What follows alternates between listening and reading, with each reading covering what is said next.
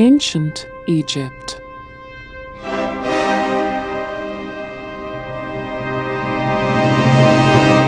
For millennium, it has captured the imaginations, hearts, and minds of generations of truth seekers, eager to know who really built the pyramids, when they were built, and why they were built. This documentary series is comprehensive. It's the biggest documentary series ever made about ancient Egypt. This documentary series will not only rewrite the history of ancient Egypt, it will turn the history of the human race upside down. So come with me as we go down the Nile and we discover the truth beneath the sands of Egypt.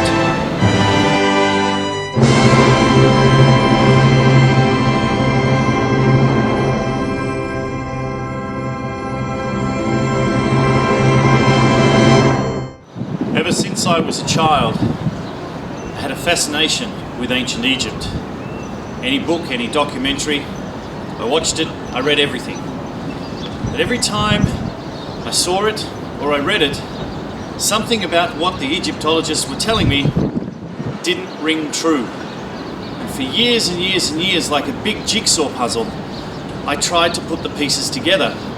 And I tried to put them together the way the Egyptologists had them. But the picture didn't make sense. And then I came to Egypt and I saw the evidence for myself. And the picture started to take a different shape. So come with me as we go down the Nile and we discover the truth beneath the sands of Egypt. In the last episode, we looked at the history of ancient Egypt leading up to the dynastic period, when, after hundreds of thousands of years, the early dynastic period signalled the beginning of the rule of the mortal kings. And, though we got some answers, it raised a lot more questions. In the next two episodes, we're going to move forward and examine the early dynastic period, starting in this episode with the first two dynasties. However, where that history gets unnecessarily complicated and confused is that the history of ancient Egypt was effectively written by a Greek, Manetho, in the 3rd century BC, and modern Egyptologists have used Manetho's Aegyptiaca as the Bible and reference source for evidence that goes back 3,000, 30,000, 300,000 years. Take, for instance, the 30 dynasties. The various kings lists are just that, lists with no separation into dynasties. It was Manetho who determined the dynastic separations, although no one has been able to figure out what his rationale was or what the parameters were for the delineations. Perhaps he consulted some long-lost documents in a lost library, perhaps the Hall of Records, somewhere beneath the Giza Plateau.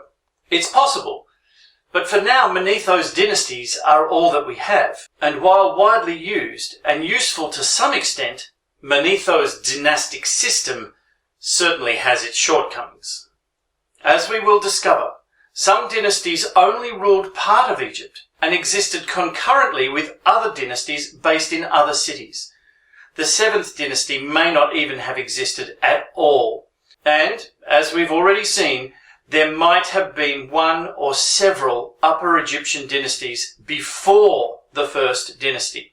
What a palaver! But, right or wrong, we have to start somewhere, and the beginning is a very good place to start.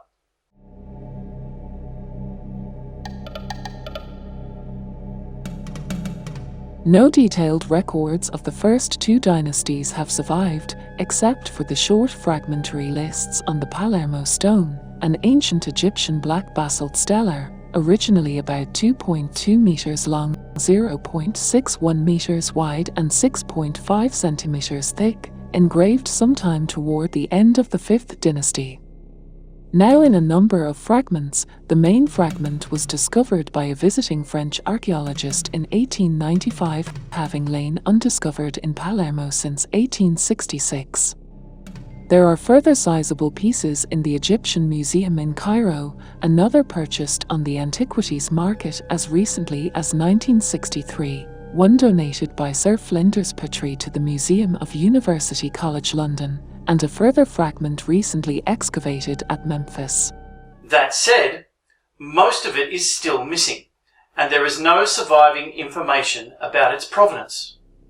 The stela is a hieroglyphic list of the kings of ancient Egypt before and after Men's, with details of the lengths of the reigns of the first Egyptian kings through to the middle of the 5th dynasty. It also includes notations of key events such as the height of the flooding of the Nile in various years, information on cult ceremonies, taxation, sculpture, buildings, and warfare. That the Palermo stone lists rulers that predate Menes, that is, Nama, he who endured, seems to indicate that the unification of Egypt may have occurred earlier than Nama's rule, and that he simply reunited the nation after a period of fragmentation. Perhaps the unification process took some considerable time and persuasion, and Nama was perhaps the one who just happened to be sitting on the throne at the time that the deal was sealed. To add to the confusion, the account in Marni those Egypti contradicts both the archaeological evidence and the other historical records. In the first dynasty Marni the names 9 rulers, but only one of those names matches the other sources, and he only offers information for 4 of them, despite the fact Egyptian hieroglyphs were fully developed by then, and their shapes would be used with little change for more than 3,000 years. So Manetho may not be the best source of factual information. Of course, it's also possible the Roman historian Flavius Josephus did a little creative editing of Manetho's work. It's like we're flying blind in a sandstorm and at the same time trying to pin the tail on the donkey. Unfortunately, most of the information concerning the first and second dynasties has not survived. Brilliant! Now we don't even have most of the donkey to pin the tail on. United as one country under a centralized government, the early dynastic period was a time of revolutionary advancements in culture. The calendar was created, writing developed, and knowledge of the sciences, arts, and agriculture all advanced, as did the kind of technology required to build monuments such as the Step Pyramid. Well, that's what we've been led to believe. But is it actually the case? What if it was all around the other way? Just as importantly, religious sensibility developed, and the concept of mart, harmony, became widely valued during this time, and the understanding began to grow that life on earth was only one part of an eternal journey. Egyptians were taught that they were truly one with the divine and with the cosmos. Yes, but who taught them? And where did those tutors acquire all of their knowledge? The Egyptian belief in eternity and in the eternal life of every living thing would become the defining characteristic of their culture and inform every monument, temple, and building they would create, especially the Great Pyramids, which have come to be synonymous with Egypt. But when were they really built? By whom and why? Let's systematically dig a little deeper into the history of ancient Egypt and see what we can unearth.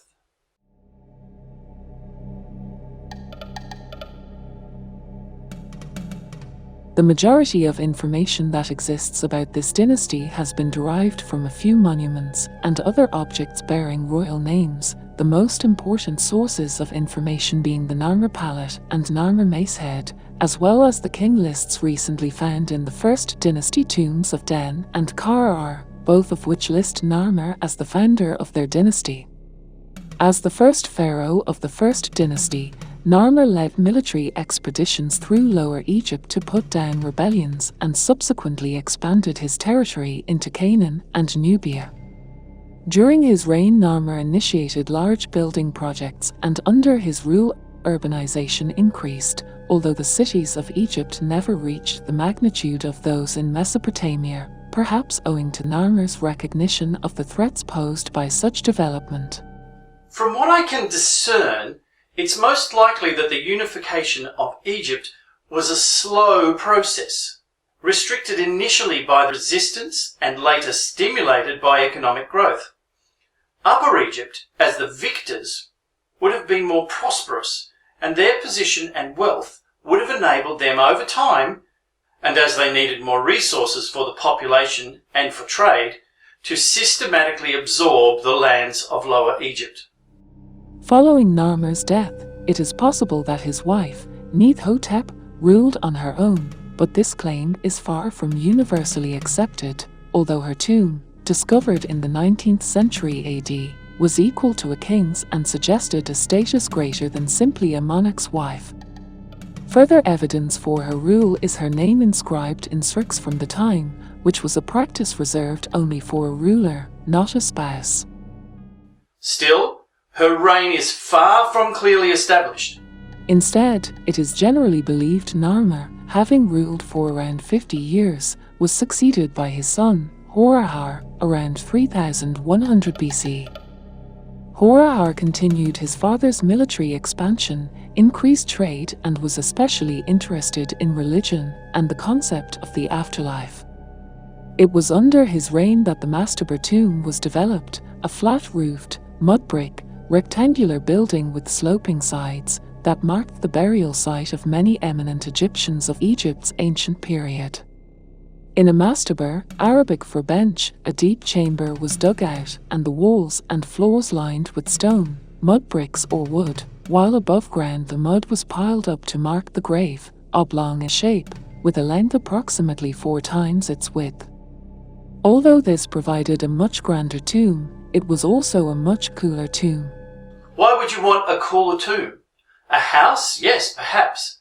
But a tomb? No. That doesn't make sense. So why would you dig down into the ground and then line the tomb with mud bricks? It's a question we shall address later in much greater detail when we visit Abydos later in the series. The excavations of large First Dynasty tombs of pharaohs at Abydos and Nekartar, in addition to cemeteries at Saqqara and Helwan near Memphis, revealed numerous mastabas of this structure. Whatever the reason, mastabas were popular. A striking innovation of Horahar's tomb is that members of the royal household were buried with the pharaoh. It is unclear if they were killed or committed suicide, although it appears that human sacrifice was practiced as part of the funerary rituals associated with all of the pharaohs of the First Dynasty. Oh, what a novel innovation! Is it possible that, like Narmer, Horahar was a hybrid of the gods, and his human servants sacrificed accordingly? It's possible. Among those buried were servants, dwarfs, women, and even dogs. A total of 36 subsidiary burials were laid out in 3 parallel rows east of Horahar's main chambers. And we shall look more into that when we get to Abydos in a later episode. Horahar married Kentab and reigned for 28 years before he was succeeded by their son, Jer, around 3050 BC. Jer continued the same policies as his predecessors, with stone used in some quantity for the manufacture of ornaments, vessels, and occasionally for statue. Jer ruled for 40 to 41 years, his tomb at Abydos associated with the burials of 338 individuals of his royal court. The people and animals sacrificed, such as donkeys, were expected to assist the pharaoh in the afterlife. 338? Something about that sounds really bizarre, especially when you go into the inherited status of the lineage. Either he was very important, or someone was trying to make him look that way. Maybe the servants were all sacrificed because they knew too much, or it was because of their loyalty. We may never know.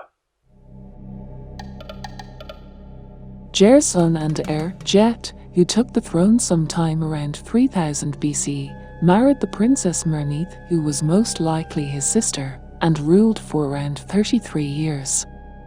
Upon his death, Merneith is thought to have assumed control of the country, the strongest evidence she was a ruler of Egypt being her tomb in Abydos, which is unique among the otherwise exclusively male tombs, being of the same scale as the tombs of the kings of that period. Merneith's tomb contained a large underground chamber, lined with mud bricks, which was surrounded by rows of small satellite burials with at least 40 subsidiary graves. 2 grave stelae were discovered near her tomb bearing her name, however the name is not surrounded by a serarch, which was the prerogative of a king. No Sirek. Then how is it that the women could assume the throne? She was the granddaughter of Nama and Nephotep, and he was a Thinite king. Did that have something to do with it? It is unclear whether Merneith reigned as regent for their young son, Den, or she ruled as queen in her own right, but, either way, her reign marks the first time a woman is attested as ruling in ancient Egypt. And that's something we will really take a good look at as well. How is it that the royal wife, and not the son, took the throne, not just in the first dynasty, but in many dynasties? More on that when we get to Luxor and take a good look at the New Kingdom. Den eventually took the throne around 2990 BC and was the first ruler to use the title King of Lower and Upper Egypt and to be depicted wearing the crowns of both Upper and Lower Egypt, clearly indicating a united nation under his rule. Considered the greatest king of the first dynasty and held in high regard by his immediate successors, his reputation as an effective king came from his military conquests, improvements to the country's economy, and the stability of his reign as evidenced by lavish building projects and intricate works of art. Most religious and political happenings from Den's reign are recorded in ivory tags that show important developments in typographics and arts. In one, Den, in the now familiar smiting the enemy gesture, a smashing scepter in one hand and grabbing a foe by his hair in the other, shows the first complete depiction of an Egyptian king with the so-called Nemes headdress. Thanks to the dreadlocks and the conic beard, the foe has been identified as of Asian origin, and it seems that Den sent troops to Sinai and the Eastern Desert a number of times to deal with plundering nomads, known by the early Egyptians as Ianchu. Den ruled for 40 to 50 years, and during his long reign he established many of the patterns of court ritual and royalty used by later rulers. His tomb at el-Kahab, near Abydos, was the first to have a flight of stairs leading to it, and, in the original layout for the tomb, a wooden door was located about halfway up the staircase, and a portcullis placed in front of the burial chamber, designed to keep out tomb robbers. Well, we don't know for sure whether it was a portcullis, or if it was, what it was made of, or when it was put into place. It could have been hundreds, even thousands of years earlier, or later. It's all speculation and conjecture. Inside, the floor of the tomb was made of red and black granite, the first time in Egypt this hard stone was used as a building material. But was it the first time? We just don't know. We don't even know if this building dates to this time. Perhaps it was built hundreds of years before, maybe thousands. But red and black granite, as the floor of a tomb, it sounds more like what you might do for a home or a palace. And yet in one breath, they used mud brick. The next they're using granite. That's quite a technological leap. We had a quick look at syenite and granite in episode 5, when we were exploring Syene or Bigger. But maybe it's time we took a closer look at specifically why they used granite.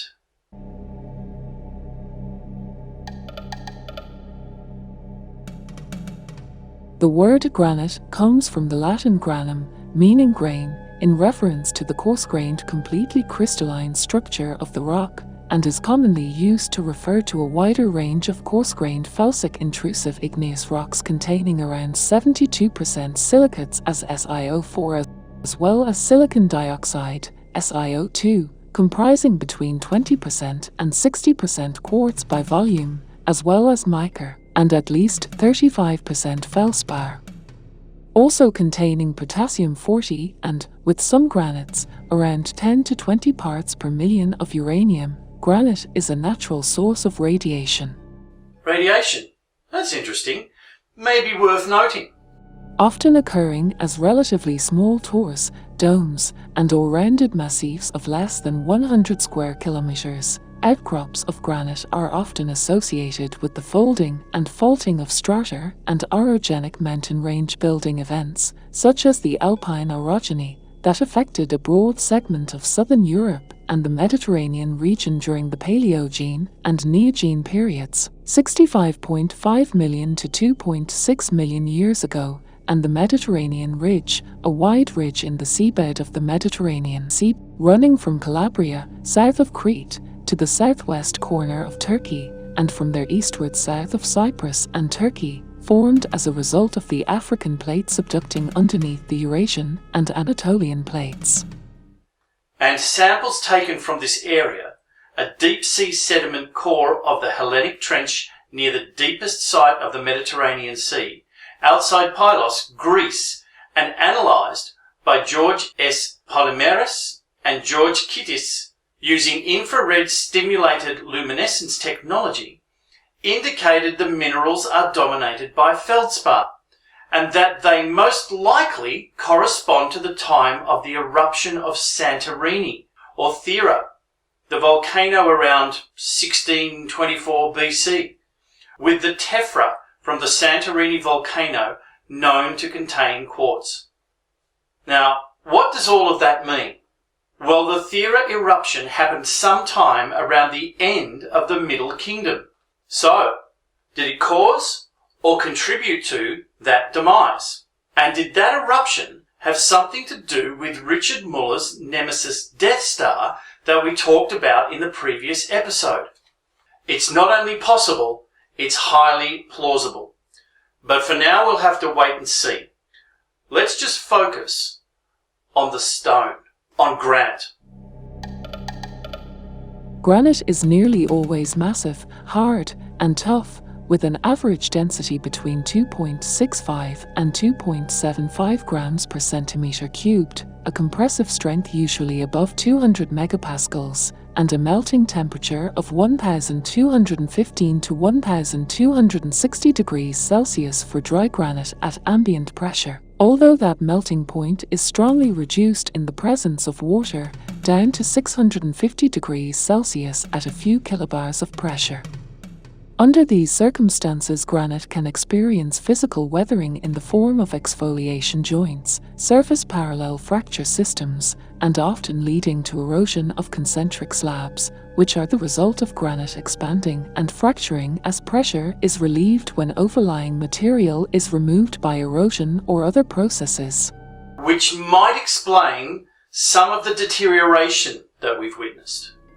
Chemical weathering of granite can also occur, generally in arid or semi-arid regions, when dilute carbonic acid and other acids present in rain and soil waters alter feldspar in a process called hydrolysis, the end product of being grues, which is often made up of coarse-grained fragments of disintegrated granite.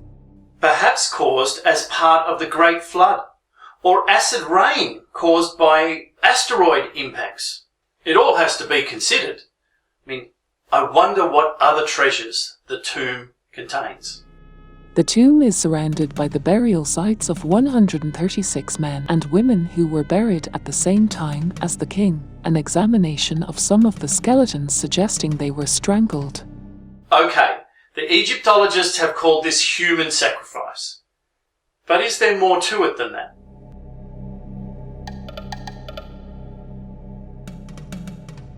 Den was followed by an Egib, possibly Den's son. Named Mebidos by Marnithu, and Egib ascended to the throne quite late in life due to Den's lengthy reign, his years on the throne marred by violent uprisings against the government. Marnithu, or rather Flavius Josephus, attributed an Egib with a reign of 26 years, whilst the papyrus of Turin, credited an Egypt with an implausible reign of 74 years. Egyptologists and historians consider both records to be exaggerations and generally credit an Egypt with a reign of 8 to 10 years. So, whom can you trust? Pick a number, any number. His burial site at Abydos, measuring 16.4 by 9.0 meters, with its entrance at the eastern side and a staircase leading down inside, is the smallest of all royal tombs in this area. The burial chamber is surrounded by 64 subsidiary tombs and simply divided by a cut-off wall into 2 rooms. The family and court of the king committed suicide or were killed and were then buried alongside the ruler. No, there must be more to it. Why would they simply condemn themselves to death? Let's keep digging. Semerkit, who was possibly an Egypt's son, was the next to take the throne. Virtually nothing is known about Semerkit. His parents are unknown, but it is thought that Den might have been his father, and that Queen Betrist may have been his mother, as on the Cairo stone she is described as such. Like an Egypt before him, Semerkit also experienced a difficult reign marked by violent uprisings against the government. So the so-called unification of Egypt is sounding more like a fascist dictatorship. Marnidu credited Semerkit with a reign of 18 years, while the papyrus of Turin credited him with an implausibly long reign of 72 years. Egyptologists and historians now consider both statements as exaggerations and credit Semerkit with a reign of around 8.5 years. A ramp, around 10 meters long and 4 meters wide, slopes down from the east into the main chamber of Semerkit's tomb, the burial chamber, measuring 29.2 by 20.8 meters, being of simple construction. The king's mastaba once covered the whole of the 67 subsidiary tombs, suggesting that the royal family and household were killed willingly when their royal family head had died. I wouldn't be so sure about that. Not unless I'd fully explored the other possibilities for their deaths. And we'll do that when we get to Abydos later in the series and we examine the actual evidence firsthand. Outside the tomb, close to the entrance, excavations discovered a damaged tomb stellar made of black granite displaying Semerkit's Serek name. Interesting. Black granite. No doubt from Aswan.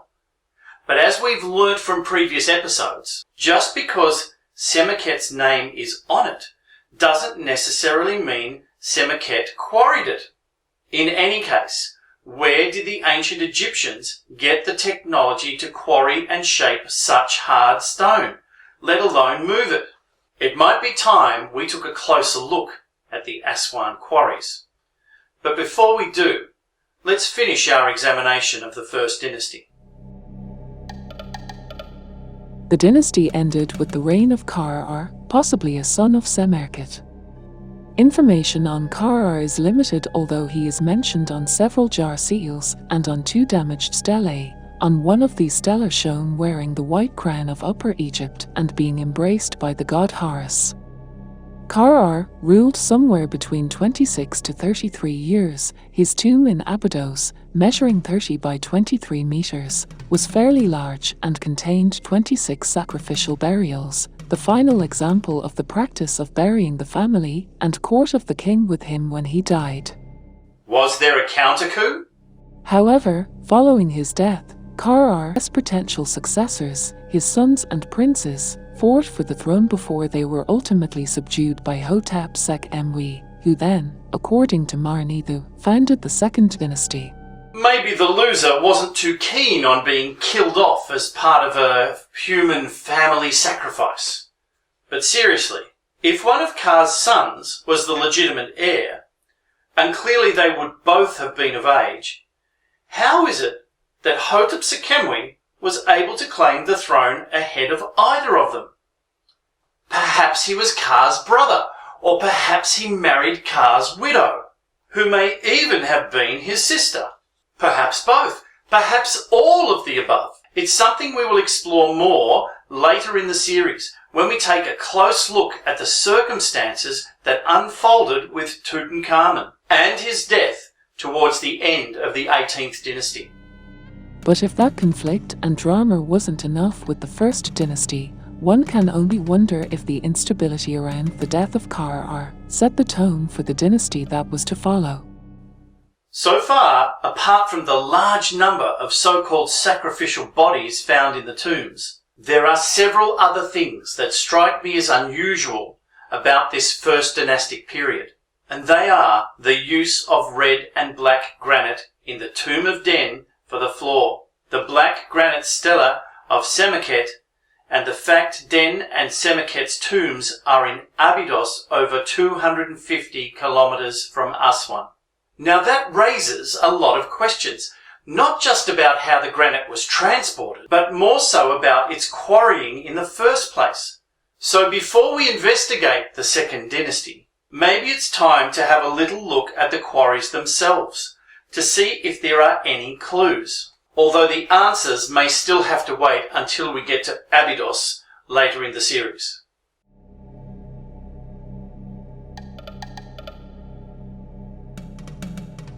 There are a number of well-known granite quarry sites on the east and the west bank of Aswan, and including the islands of Sehel and Elephantine, all within an area of about 20 square kilometers.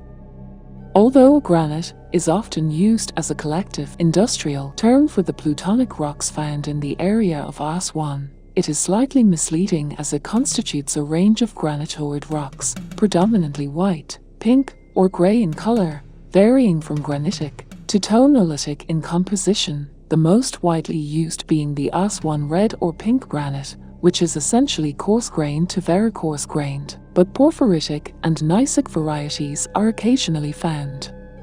Lots of big words, basically meaning igneous intrusions formed deep inside the Earth's crust.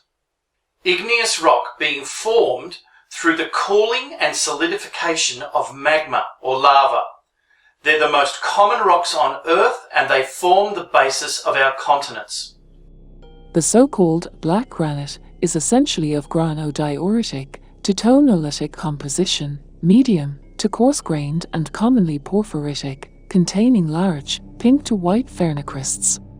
Meaning it's made of lots of distinct crystals, as in feldspar, in a relatively fine-grained base.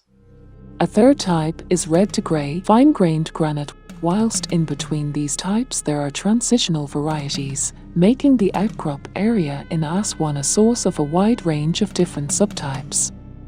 Perched high on a hill, with magnificent views over the Nile towards the high dam is the Southern Quarry or Sahel Quarry, still in use today as part of the Aswan International Sculpture Symposium, an open-air exhibition of modern granite sculpture.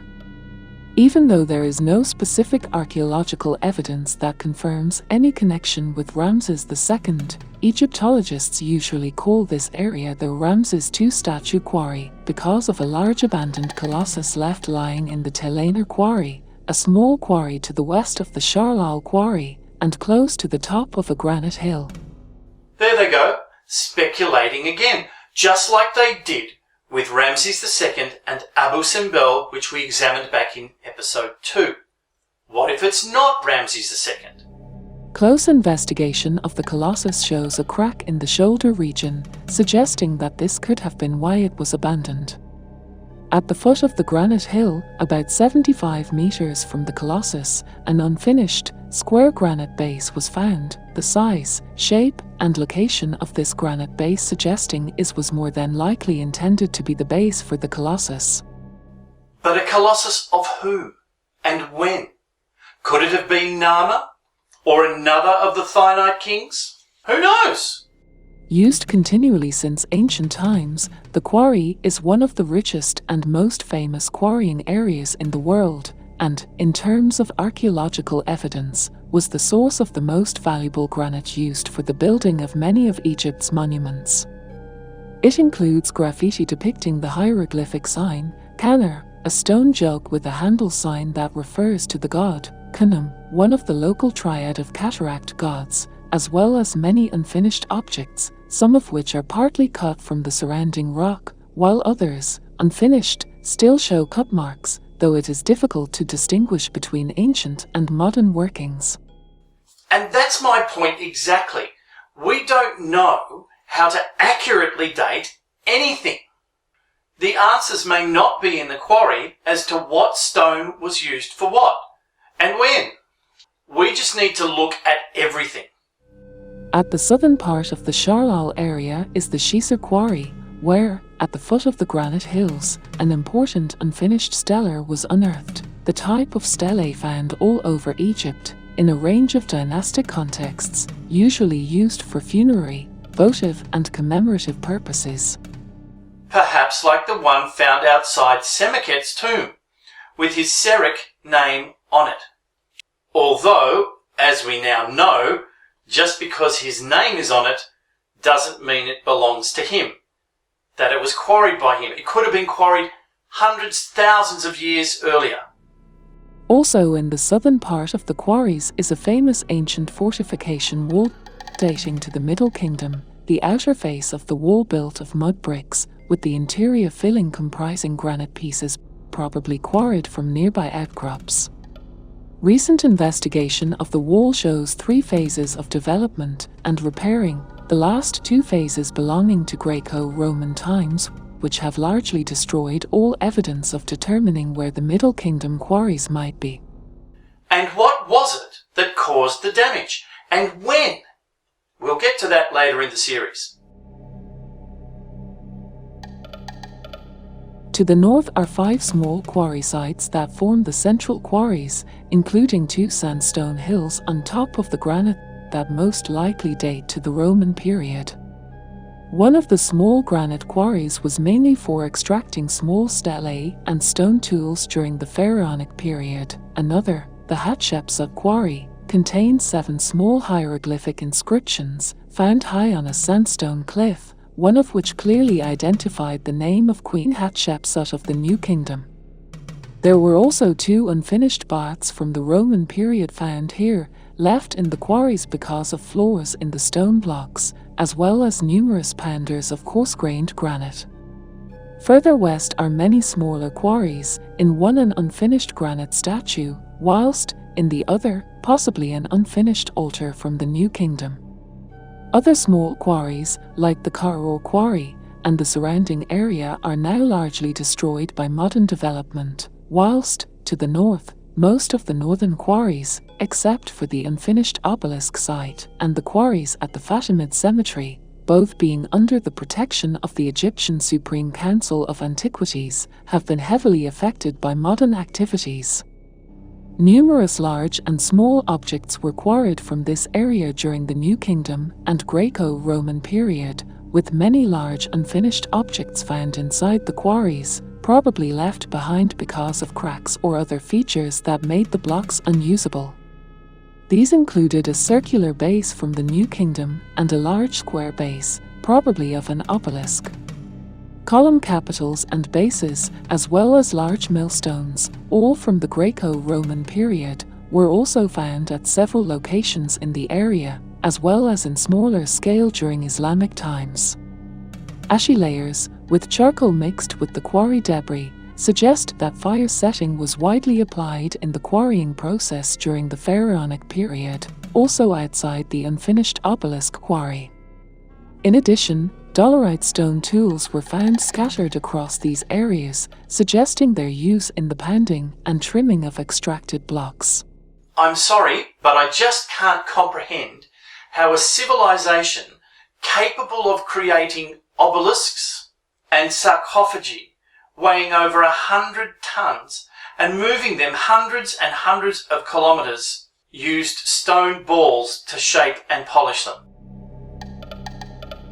The Northern Quarry, a hillside of rock that stretches out in varying shades from black and grey through pink to red, provided the ancient Egyptians with granite for well over 1,000 years, from Djoser in the 3rd dynasty and Khufu in the 4th dynasty, including being used in the construction of the burial chamber of the Great Pyramid around 2560 BC. as well as being used to create some of the casing stones in other pyramids through the 18th and 19th dynasty some 1,300 years later, and the creation of many obelisks for the regents Thutmose III, Queen Hatshepsut, and Ramses II. More specifically, the quarries in Aswan supplied all the red Aswan granite used throughout the Nile Valley monuments for numerous colossi, statues, and sarcophagi that have survived from ancient Egypt. Well, I agree with the last sentence, that the quarries in Aswan supplied all the red Aswan granite used throughout the Nile Valley monuments. But as to when they were supplied, I'm not so easily convinced with what the Egyptologists tell us is true. My main argument for that is that just because a piece of granite has a name scratched or etched into it does not mean the stone was originally quarried for that person. It could just as easily have been usurped by that person. Tens, hundreds, possibly even thousands of years after it was originally quarried. Having found several ancient tools and artist sketches, archaeologists have been able to get a clearer picture of how the stone was cut and carved from the bedrock, every rock face showing the imprint of the cut marks made by ancient stone workers. In particular, the rock carvings at the base of the rock face are quite methodical in appearance, specifically several rows of wedge marks that give an indication of how some of the pieces may have been extracted. But it does not necessarily explain how all the pieces were quarried, or when. Perhaps only the later ones. According to Egyptologists, in ancient times, obelisks and other large stone objects were usually blocked out roughly before they left the quarry. Firstly, the ancient Egyptians created a row of holes about 10 centimeters wide, inserted wood into the holes, then poured water onto the wood. This caused the wood to expand, and the force was supposedly sufficient to cause the rock to split and separate from the bedrock, leaving the rough shape of the object free to be further worked. There is certainly evidence that this method was employed in Roman times. But does it necessarily apply to much earlier times? One would think they would have had to do the bottom, underneath first, then the side, but who knows? It's still a hard concept to grasp. Another method may have been to cut a groove with stone tools, or a primitive saw used with an abrasive, which would then be heated with charcoal and rapidly cooled with water, causing the stone to split. More speculation, we just don't know for sure. The next step would have been to smoothen the sides, and, given the primitive soft metal tools of the ancient Egyptians, one method proposed was where bricks would have been heated and put on the places that needed to be treated. Then, when the rock was sufficiently hot, cold water would have been poured on, and the uneven parts would have come off in flakes, thanks to the crystalline structure of the granite. Wow, that's just so simple. Just create exfoliation points and surface parallel fracture systems. But how do they heat the bricks to a sufficient temperature to allow for convection and the granite heating up? Or did they light fires actually on the obelisk? Maybe they used a blowtorch, or even better, a magnifying glass or convex mirror to focus the sun's rays into sections. Any other scatterbrained ideas? An alternate proposal is that the ancient Egyptians used small hand-sized balls of dolerite, one of the few substances on Earth that is harder than granite, to pound against the surfaces of the roughly hewn obelisks until all the superfluous knobs and irregularities were flattened out. Bashing rocks against rocks. Remember, these obelisks are gun barrel straight, perfectly flat, with perfect 90-degree edges over a length of 30 meters. It just sounds so ridiculous and so time-consuming, even if they did have 100 guys working on it at the same time. The final stage would have been to smooth the remaining rough shape, and, to do that, quartz sand and water was used. That's a hell of a lot of elbow grease needed, not to mention the time. One only has to run their hand over the smooth surface to come to the conclusion that they were not sanded smooth. Of course, it's possible. And that's the point with Egyptologists. They surmise, they speculate, but then they ridicule and deride anybody else who's not an Egyptologist who does the same thing. And it really comes down to a head because of the existence of the unfinished obelisk.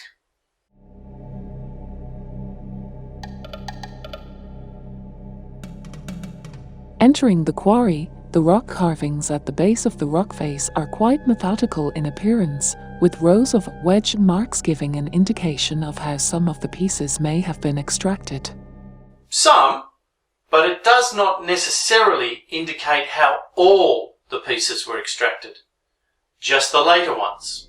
Further up the rock face, although it is still attached underneath, the basic shape of an obelisk has been fashioned out of the bedrock on a gentle incline of about 10 to 15 degrees.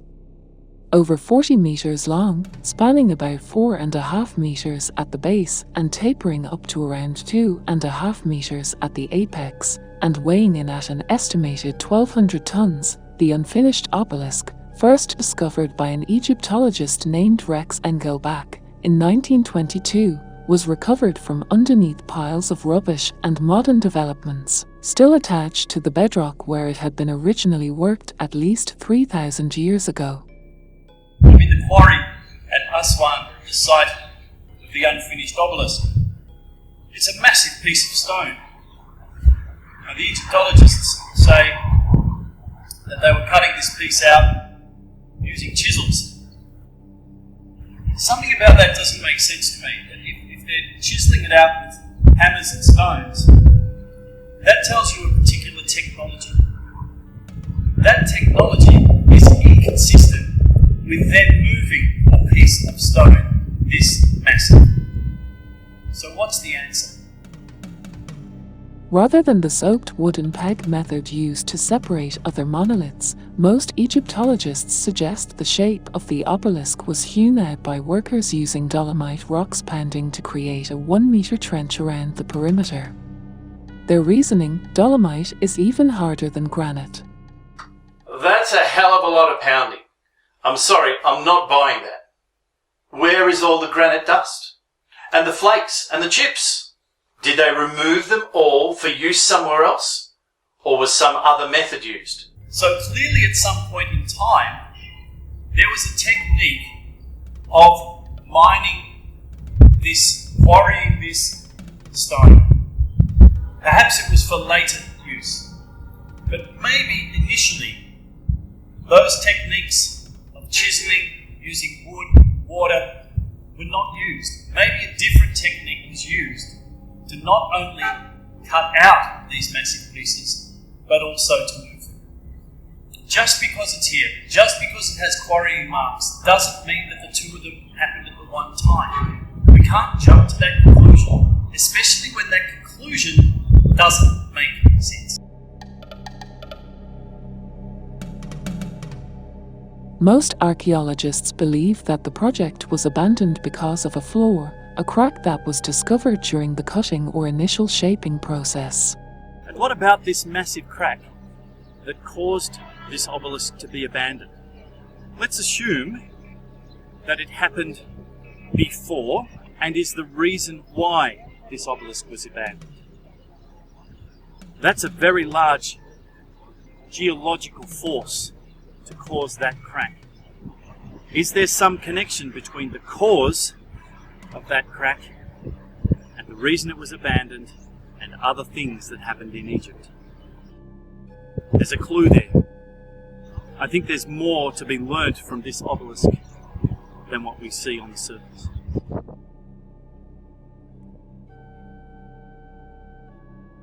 There's always a risk when quarrying stone that it may react by cracking. And maybe that's why they abandoned it. Or maybe something else happened. Maybe some natural disaster happened that brought work to a halt, or even caused the crack.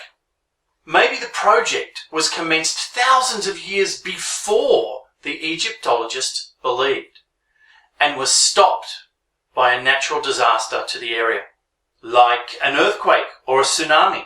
And then at the time the Egyptologists suggest, someone else decided to try to resurrect the project with more basic tools.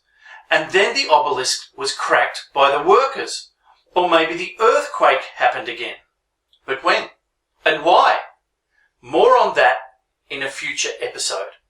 But they're all possible. The truth is, no one knows for sure. And that's the point with Egyptologists. They're speculating, they're surmising, so they shouldn't deride anyone who's not an Egyptologist from doing a similar thing, from speculating, from surmising, especially when there is clear evidence that has been conveniently overlooked. To the south of the unfinished obelisk, excavators found a hieroglyphic inscription dated to year 25 of the reign of Thutmose III, which was an instruction from the king for the quarrying of 2 large obelisks to be erected in Karnak Temple and dedicated to Amun-Re. They also uncovered, close to the unfinished obelisk, the depressions made from the hewing of 7 large obelisks, possibly those in Karnak and Luxor temples. Another important discovery was a harbour from where the stone was shipped northwards along the Nile, its walls revealing decorative graffiti of the god Bes, ostriches and fish. On the surface, this appears to be important evidence, and it is. But, other than the Thutmose III inscription, it does not connect the other evidence to any particular time. And the obelisks could have been quarried tens of thousands of years earlier. Are they the ones that were found in Karnak? And even if they are, that still doesn't confirm how or when they were first quarried. Numerous places in the quarry have evidence of repetitive, curved rock surfaces that appear as if the rock has just been scooped out. The other methods don't explain this formation at all, and the regularity of the scooping is consistent with what we might expect from a modern digger, except this is granite, and modern diggers can't do that with granite, let alone wooden wedges or diorite balls. It's as if the rock has been softened some way, partially liquefied. Did the ancient quarriers have that sort of technology? Well, obviously they did, but what sort of technology are we talking about? The first thing that springs to mind is heat. But as we discovered, granite has a melting temperature of 1215 to 1260 degrees Celsius for dry granite at ambient pressure.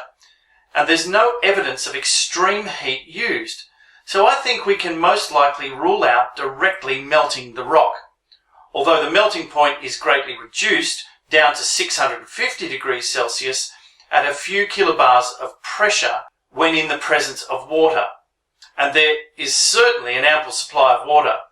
But still, I don't think the rock was heated as such. But I do think the clue is there with the introduction of pressure. The question is, how did they increase the pressure on the rock? Surely they didn't just pile more rock on top of it. That doesn't make sense, and that would block the removal of the rock underneath it. I think the answer has to be vibration or sound. Getting the right frequency would potentially disrupt the internal structure of the stone of the entire quarry, just like in an earthquake.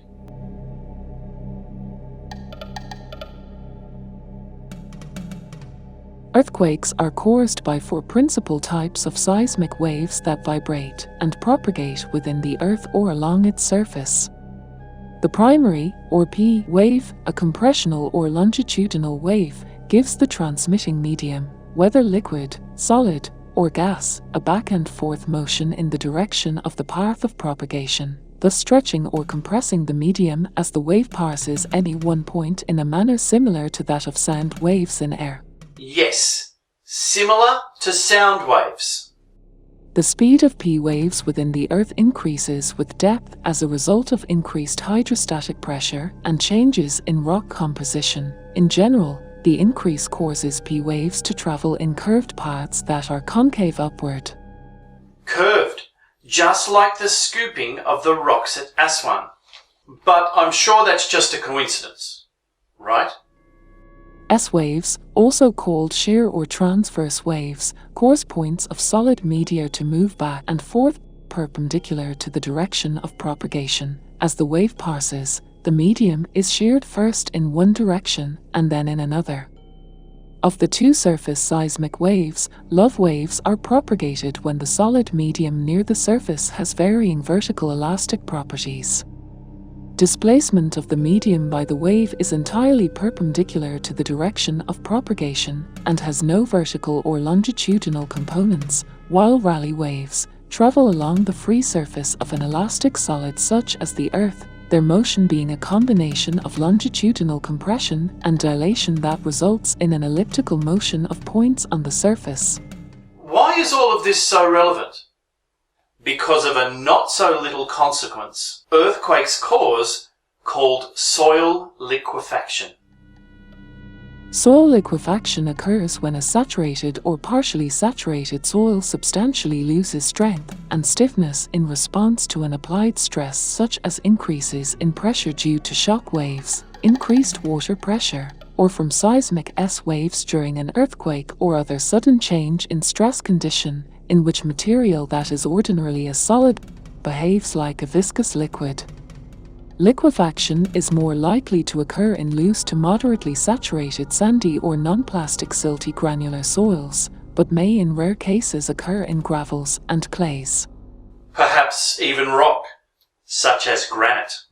The resistance of the soil to liquefaction will depend on the density of the soil, confining stresses, soil structure, the magnitude and duration of the cyclic loading, and the extent to which shear stress reversal occurs. If the pressure is rapidly applied and large enough, or is repeated many times, for example earthquake shaking, the water pressures may build to the extent that it exceeds the contact stresses between the grains of soil that keep them in contact. This loss of soil structure causes it to lose its strength, and it may be observed to flow like a liquid. Grains of soil are like atoms or molecules in a molecular structure. And as granite has a crystalline structure, so too is it sympathetic to vibration, to sound. Although earthquake shock is the best known cause of liquefaction, certain construction practices, including blasting and soil compaction and vibroflotation, which uses a vibrating probe to change the grain structure of the surrounding soil, produce this phenomenon intentionally. A vibrating probe to change the grain structure of the surrounding soil? What if the ancient Egyptians knew how to alter the grain structure of the granite through sound sufficiently to soften it so it could be scooped out or even cut like butter? More on that when we examine the granite obelisks, sarcophagi and statues later in the series. But before we go on, let's take one last look at the unfinished obelisk.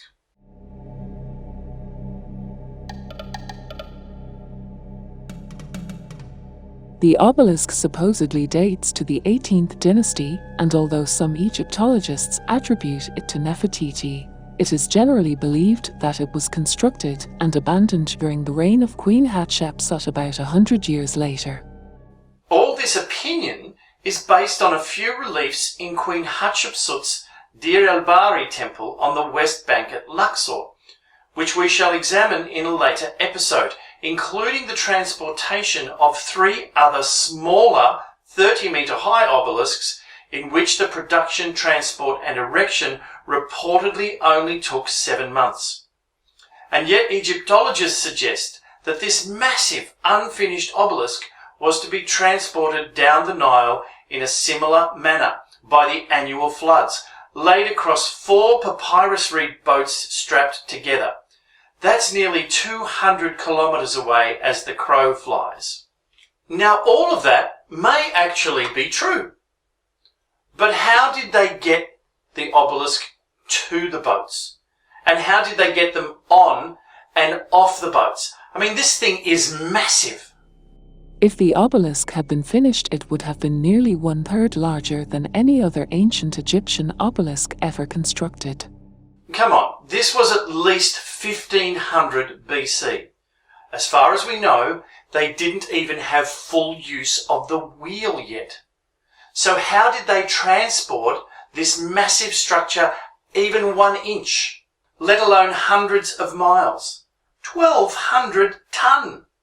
With all our technology and gadgets, we can't even move objects half as big as this today. So until we have definite proof to support or negate any theory, any and all speculations are valid, no matter who makes them. However, there is one conclusion that is definite. The ancient Egyptians knew something that we don't.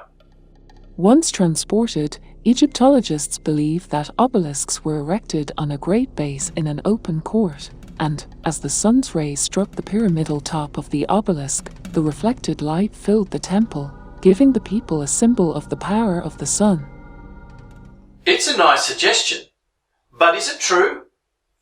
We just don't know. Alternatively, could the obelisks have acted like some sort of energy transmitter or receiver?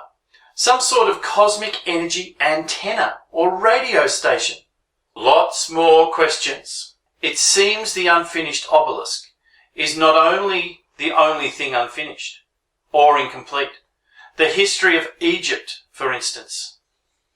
I guess we'll have to wait until we examine the 5th dynasty, when the obelisk, as an object, began to play a more significant role in ancient Egyptian life, and to Luxor, when we can actually examine the physical finished product for ourselves. And the obelisks weren't the only megalithic stones making their appearance around this time, but more on that in the next episode. Nor were the quarries on the east and west banks of Aswan the only quarries. They were also in the middle of the Nile, in particular on the island of Sehel. So, let's continue downstream and see if we can discover some answers.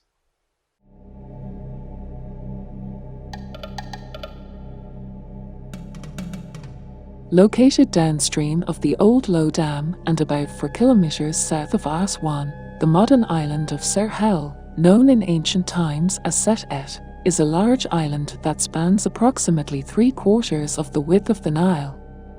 In ancient times, particularly during various eras dating from the 4th dynasty through to the Ptolemaic period, Sehel was home to a granite quarry, and there are many inscriptions on the island's granite boulders and many archaeological sites on and around the 2 hills that dominate the southeastern end of the island, made by traders or travelers on their way to, or returning from, Nubia, who would make a special pilgrimage to the sacred island of Sehel and leave inscriptions etched onto the island's massive granite boulders, recording their appeals or prayers of gratitude for help in safely negotiating the hazardous rapids of the first Nile cataract. That sounds promising. The 4th dynasty is only 500 years after the beginning of the dynasties, so maybe there is evidence still to be found back on Sahel Island relating to the early dynasties. Well, I've arrived here on the island of Sehel, which is a couple of kilometres downstream from Low Dam. And it's quite extraordinary to be here because virtually the whole island is made up of massive pieces of both red and black granite. The island boasts over 250 inscriptions dating from the Middle Kingdom to Ptolemaic periods, many of which are at sacred places dedicated to Khnum, the ram-headed creator god of the Egyptians, and at the temple of Ar-Nuket, the Egyptian water goddess and goddess of the Nile's cataracts. Khnum, often shown fashioning the car of the king on his potter's wheel, was also seen as a potent fertility god under whose protection the cataract region came. Several blocks from a small Ptolemaic temple of Khnum were found scattered around the Nubian village on the island. Curious, does the significance of Khnum, a fertility god, have any connection with what we discovered in episode 5 about the origins of life and the Nile being from under the island of Biggar. Surely it's more than just a coincidence, right? Anuket, Khnum's wife and sometimes known as a mistress of Nubia, was a goddess also associated with the cataracts at Aswan, specifically with the islands of Sehel and Elephantine, and worshipped in the area of the Egyptian border. A protective and fertility deity, Anuket was also thought to be a personification of the Nile, who embraced the waters of the inundation. Again, there is that connection to fertility and the beginning of life. A small temple or chapel dedicated to Anuket was built on Sehel at the time of Amenemhet II during the 12th dynasty, but little remains of this structure. So there was a Ptolemaic temple to Khnum on Sehel, but also a small temple dedicated to Anuket dating back at least to the Middle Kingdom, to the 12th dynasty, possibly earlier.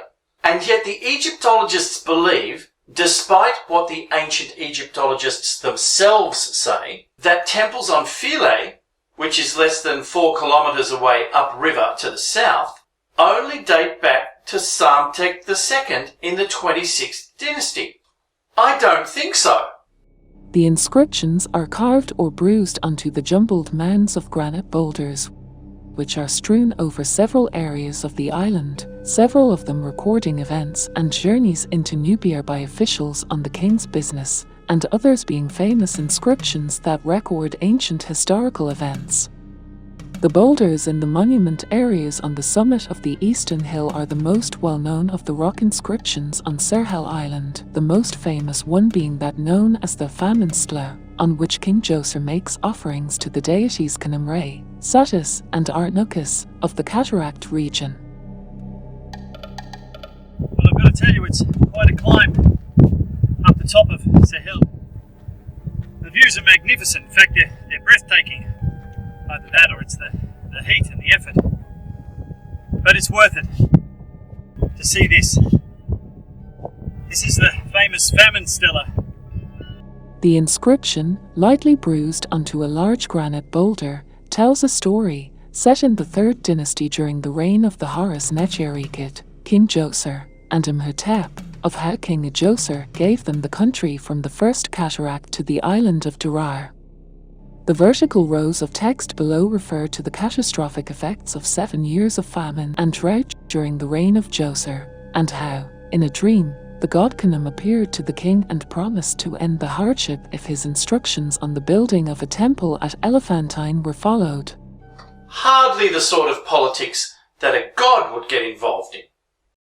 The dating to the 3rd dynasty, however, is artificial, as the style of the vocabulary and grammar of the text and the deification of Djoser's architect, Imhotep, indicate it was carved during the Ptolemaic period. It is possible that the text was reworded from an earlier document, but, whatever the source, this is the earliest known connection between the names of the pharaoh Nefertiti, owner of the step pyramid at Saqqara, and the name of King Djoser, by which he is now best known.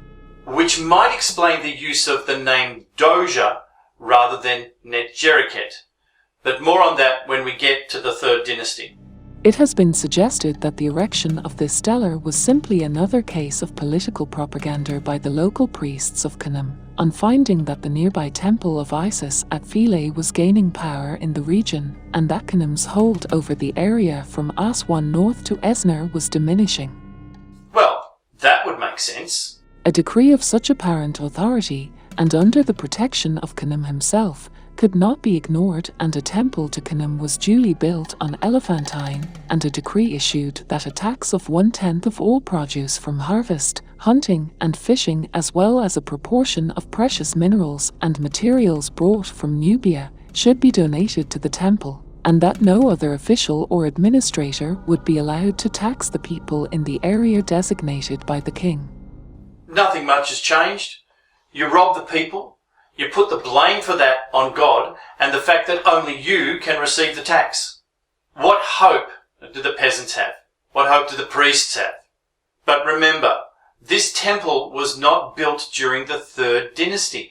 This temple was built around 2,500 years later, during the Ptolemaic era, as we shall see when we start to explore Elephantine Island later in the episode.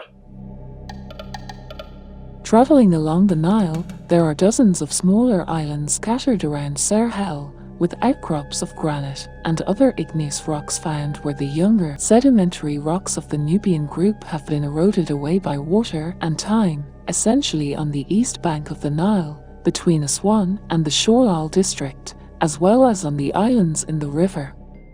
One can clearly see the spheroidal weathering of the granitoid rocks by the water that has caused the formation of so-called woolsack morphology, where the terrain is covered with a layer of in situ, rounded boulders of various sizes.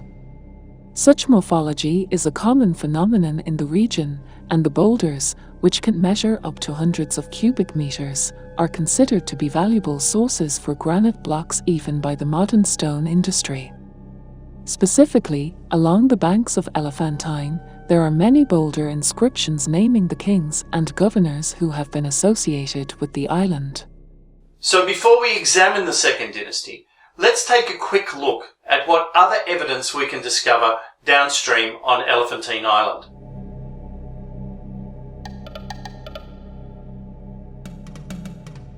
Sitting in the centre of the Nile at the northern entrance to the first cataract, and part of the modern Egyptian city of Aswan, Elephantine Island measures about 1.2 kilometers from north to south and is about 400 meters across at its widest.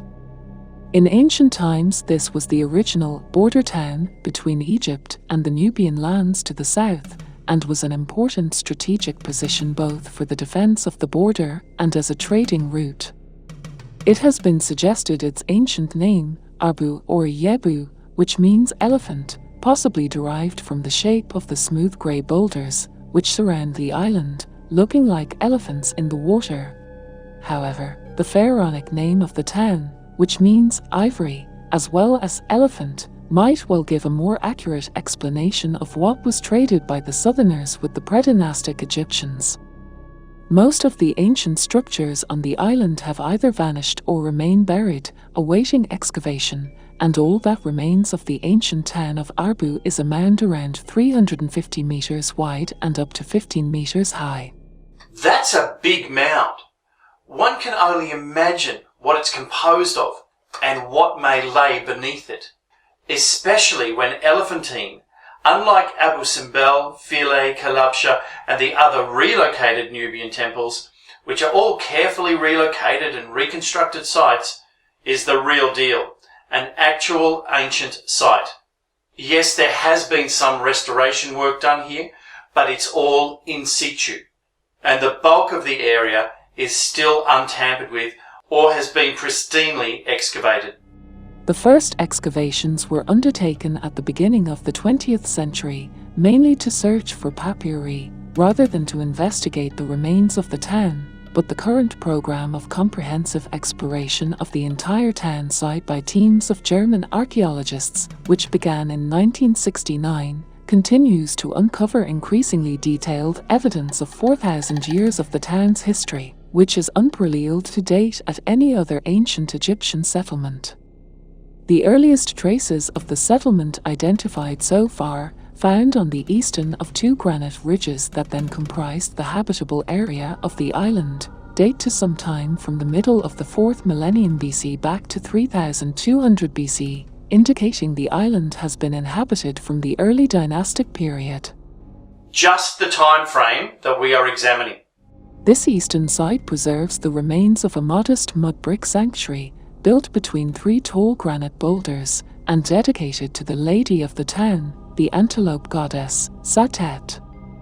In the course of the First Dynasty, a fortress was built on the highest point of the East Isle's shore, and a little later, the whole settlement was surrounded by a mud brick wall, which enclosed the entire south part of the East Isle. And, given the conflicts and uncertainties we have discussed in the First Dynasty, it would have been a sound investment.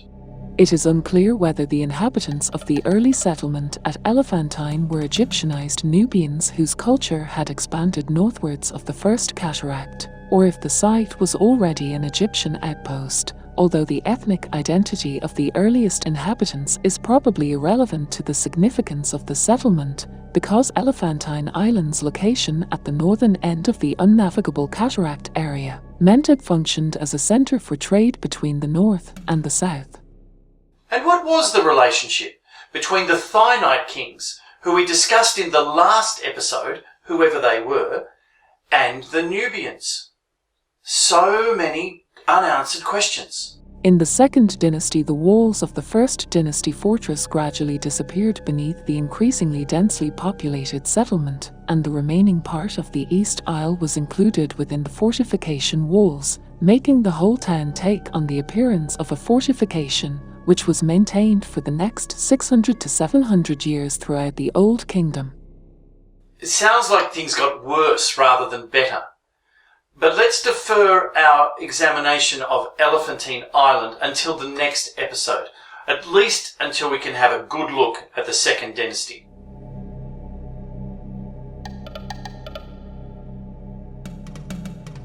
Most of the Second Dynasty was marred by internal conflict, a lack of, or confusion of, records, and is one of the most obscure and incomprehensible periods in Egyptian history. At one time, the seat of government was centered at Thinis, then it shifted north to Memphis, before it was then divided between the two, ultimately being reunited again at the end of the dynasty. It doesn't sound very unified, that's for sure. Although there is fairly close agreement as to the first 5 pharaohs of the dynasty, none of the rulers of the Second Dynasty actually have verifiable dates, and many of the names of kings seem to be repetitions of earlier rulers. So, basically, it's all totally open to conjecture.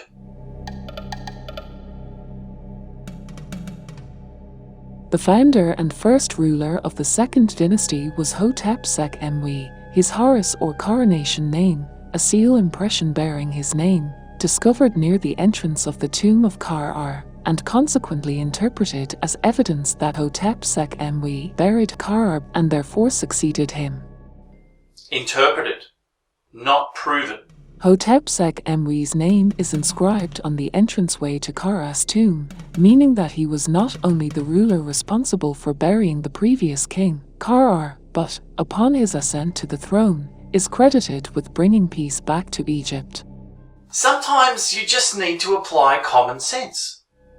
This Horus name, Hotep-sek-Emwy, is the subject of particular interest to Egyptologists and historians, as it may be an indication of the turbulent politics of the time. The Egyptian word Hotep meaning peaceful, and to be pleased, although it can also mean conciliation, or to be reconciled, and Sek-Emwy referring to 2 powers. So Hotep-sek-Emwy's full name may be read as the 2 powers are reconciled, or 2 powerful ones are at peace. Which suggests some sort of significant political negotiating. In this sense, the 2 powers could be a reference to Upper Egypt and Lower Egypt, as well as to the major deities Horus and Seth. Or it could simply be a name he adopted after coming to power, after somehow subduing and placating the 2 feuding princes who fought for the throne after the death of Ka. From the reign of Hotep-sek-Emwy onward, called Bo-Ethos by Marnithu, it became traditional to write the Horus name and Nipti name in the same way, the Nipti name being a title that joined the pharaoh to Wadjet the cobra and Nekbet the vulture, the goddesses of Upper and Lower Egypt. As the Horus name reveals a clearly defined, symbolic meaning, it is thought that some kind of philosophical background or present circumstance affected that choice, and to write the Horus and Nipti names the same way might be a clear indication that the Horus name was adopted after ascending the throne, in effect, a coronation name or title. My point exactly. The Horus name is the title adopted by the pharaoh when he, or she, ascends to the throne, a title that distinctively distinguishes him or her from all previous rulers. Very little is actually known about Hotep-sek-Emwe's reign other than that the peace he restored back in Egypt was somewhat short-lived, and his reign was characterized by continual rebellion and unrest. Marnedu reported that during the reign of Boethos, Hotep-sek-Emwe, a chasm opened near Bubastis, on the eastern side of the Pelusiac branch of the Nile, southwest of Tanis, and many perished. And although Marnedu wrote in the 3rd century BC, over 2 millennia after the king's actual reign, some Egyptologists believe this may have been based on fact, since the region near Bubastis is known to be seismically active. And earthquakes have a habit of changing geological features and creating tsunamis. Was this great calamity what we found evidence of back on the islands of Palak and Biggar in episode 5? It sounds like omens of what was to unfold as well. The exact length of Hotep-sek-Emwe's reign is not known. The Turin Papyrus suggests an improbable 95 years, while Marnedu reports that the reign of Boethos lasted for 38 years. Egyptologists consider both statements to be misinterpretations or exaggerations, and various researchers, archaeologists and Egyptologists credit Hotep-sek-Emwe with a reign of either 14, 25 or 29 years. It's like bingo or the lotto. They just seem to pluck a figure out of the air. Hotep-sek-Emwe was succeeded by Ra-Nep, also known as Nep-Ra, whose birth name was probably Cacao, presumably Hotep-sek-Emwe's son, or perhaps his brother. Although there is actually little evidence, if any, to prove either. It's all speculation. Most likely choosing the name Ra-Nep as his Horus name, Ra-Nep meaning Ra is the Lord. As such, he was the first king to deliberately link his name to that of the gods and establish the relationship between the king and the divine. His name, whether stated as Ra-Nep or Nepro, indicates a significant shift of worship to the sun god, which would have a very important impact on much of Egypt's remaining history. Marnedu believed that Ra-Nep reigned for around 39 years. However, many modern scholars believe that his reign was much shorter, lasting between 10 and 19 years. Is it any wonder how a concise history of ancient Egypt can even be contemplated with so many inconsistencies, particularly with regard to who ruled and when they ruled? The only thing that can be relied upon is hard evidence. But even then, it seems we can't necessarily know that what has been said or written is in fact correct. But somehow we must make of it what we can. Ra-Nep was succeeded by Ninachir. Although we have no real information on his relationship to the previous ruler, Ra-Nep, Ninachir, the third king of the second dynasty, is by far the most verifiable king of the early second dynasty. Most of what we know of Ninachir is derived from the annals recorded on the Palermo stone. In fact, the whole fourth register records events that occurred between his 5th or 6th year through to his 20th or 21st. There is the foundation of a chapel or estate named Huron during the king's 7th year, but most of the events recorded on the stone are regular ritual appearances of Ninachir at various religious festivals, including a festival of Sokar that was apparently held every 6 years during his reign, and the running of the Apis bull during years 9 and 15. Most of these festivals were held in the region of Memphis, which was Ninachir's capital, with the exception of a ceremony associated with the goddess Nekbet of El-Kab, which was held there during the 19th year of his reign. The fact that most activities associated with Ninachir occurred in the region of Memphis may be important, as little evidence of the king is found outside of this region, and it may be that his activities were largely, if not completely, confined to Lower Egypt. Was this an indication of a rift or of trouble brewing in the unification of Upper and Lower Egypt? Certainly sounds that way. The Palermo stone tantalizes us with the possibility of this, beginning in Ninichir's 13th year when it records the attack of several towns, including one whose name means Northland or House of the North. Some have interpreted this entry in the Palermo stone to mean that Ninichir had to suppress a rebellion in Lower or Northern Egypt. That sounds pretty logical, and pretty likely. Unfortunately, the Palermo stone ends with the 19th year of his reign, but towards the middle of his reign, there was a good deal of internal tension in Egypt, perhaps even civil war. There you go. It sounds like Ninichir was doing too much partying and not enough politicking and policing. Apart from various inscribed stone vessels, only 2 other artifacts have been unearthed that bear the king's name, one of these being a small ivory vessel from the Saqqara area, the other a small statue of considerable significance, both to the king's history and especially Egyptian art.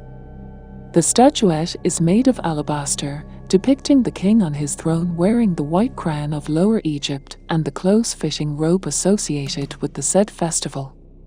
This crude stone statuette represents the earliest complete and identifiable example of 3-dimensional royal statuary from Egypt.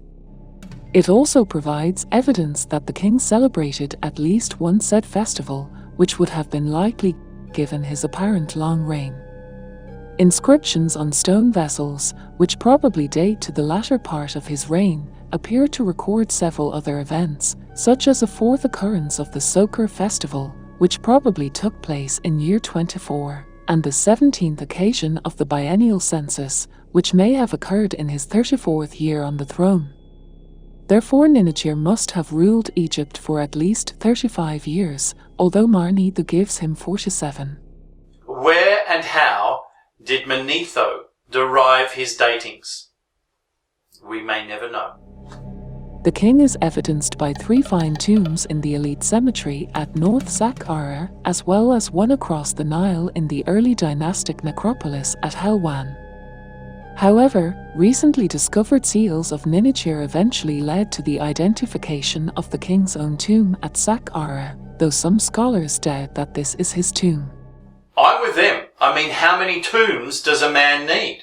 Last time I checked, you can only be buried in one place. But maybe these weren't tombs. Maybe they were residences that, for some very good reason, finished up underground.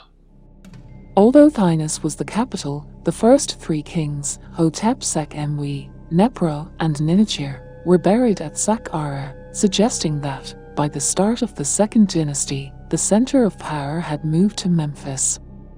Beyond this, little can be said about the events during this period, as the annual records on the Palermo stone only survive to the end of the reign of Nepro and 4 parts of Ninichir's.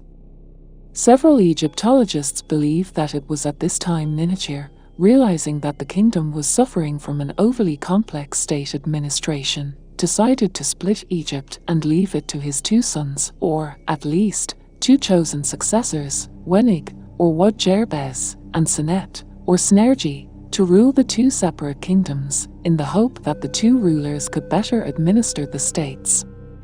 This is supported by both the Thynite and Memphite king lists of the Ramesside era that mention the names Wad-Jernes and Senet as the immediate successors of King Ninichir. Wenig and Senet thus took to the thrones of a divided Egypt, commencing either during the end of the reign of Ninichir or following his demise. However, most modern kings lists do not reference them or their successors. That's probably because the interlopers may not actually have been Ninichir's sons, or for some reason not recognized as legitimate rulers by those who made the lists.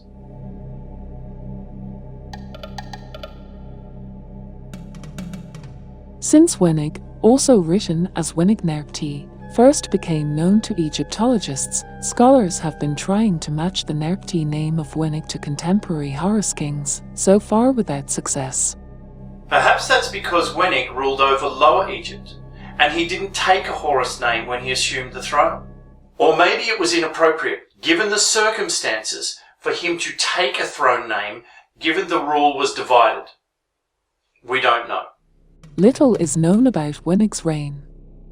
17 vessels bearing his name have survived, 11 of them found in the underground galleries beneath the step pyramid at Saqqara.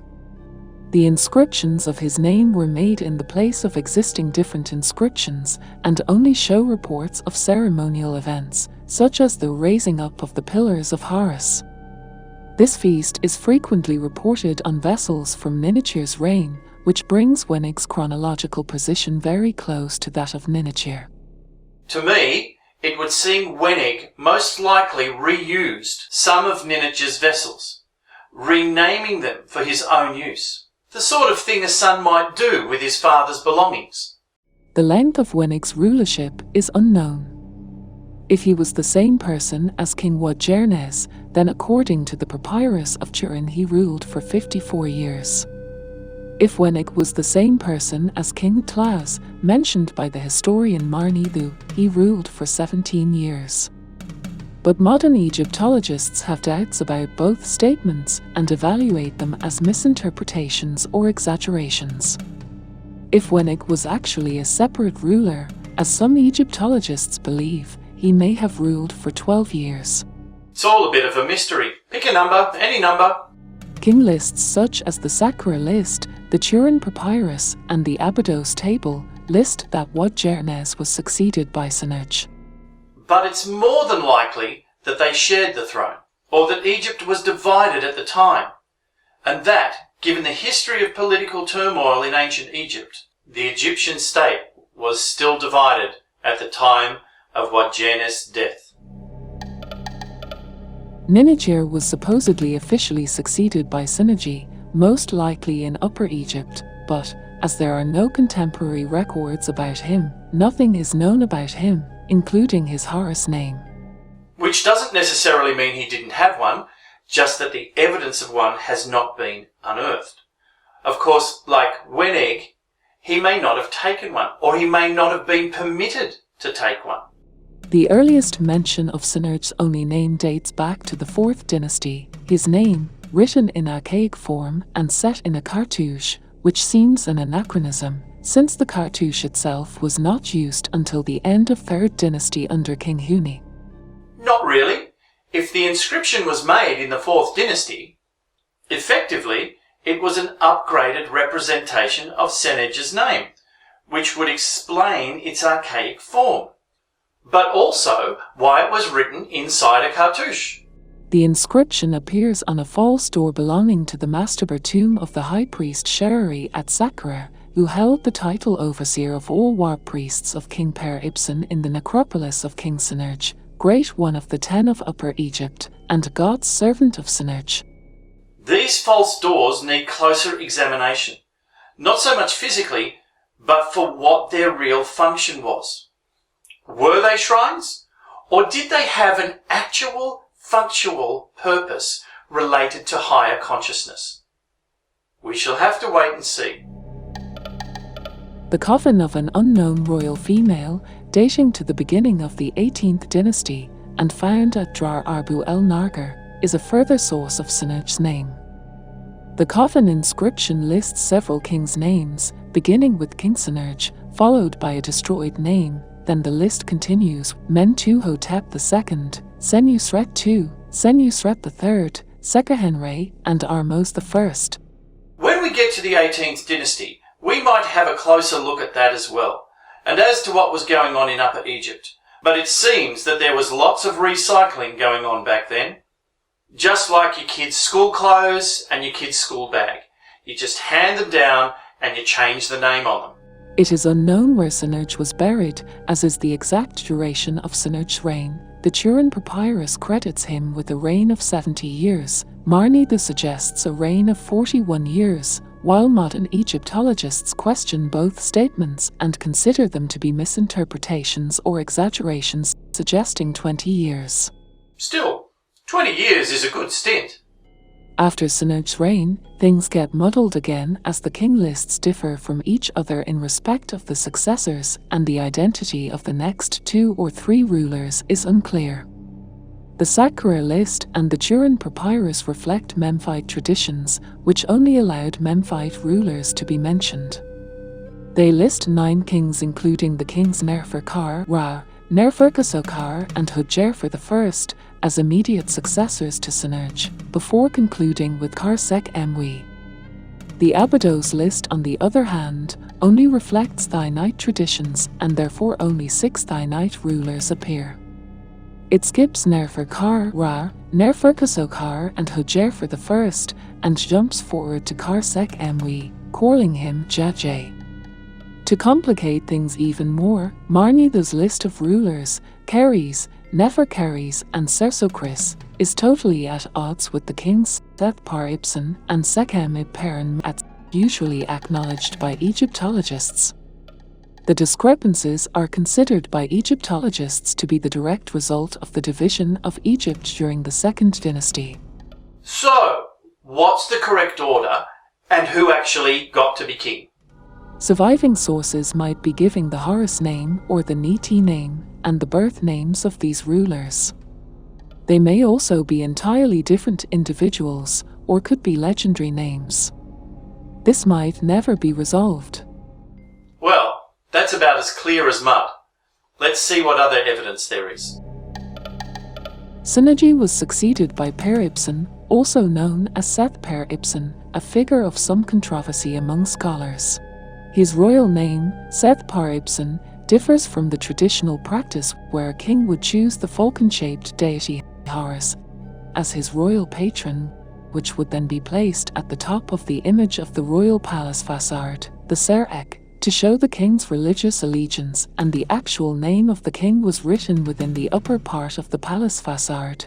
For Par-Ibsen did not choose the traditional royal protector Horus. Instead, he was the first king to separate himself from the Horus cult and embrace that of the deity Seth, who was also popular during the time of the early dynasties.